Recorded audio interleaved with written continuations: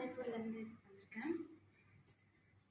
என்ன சொல்லணும்னா வந்து சின்ன வயசுலேருந்தே எனக்கு வந்து 4 பேரண்ட்டுன்னு சொல்லுவாங்க. ஏன்னா என்ன அப்பா அம்மா கிட்ட நான் வளரல. நான் வளர்ந்தது வந்து என்னுடைய அங்கிள் ஆண்டிகிட்ட தான் நான் வளர்ந்தேன்.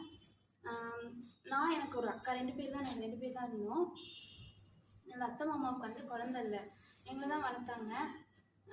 நல்லபடியாக வளர்த்து ஃபுல் அண்ட் ஃபுல் படிக்க வச்சது எல்லாமே எங்கள் வீட்டில் எங்கள் அத்தை மாமா தான் செஞ்சாங்க.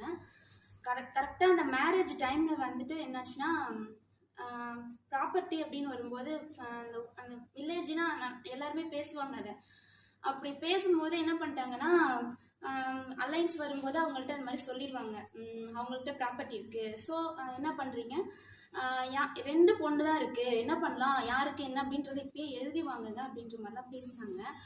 அப்படி இருக்கும்போது நாங்கள் ரொம்ப ரொம்ப கஷ்டப்பட்டோம். இப்படி இருக்கவங்க என்ன பண்ணுவாங்க அப்படின்னு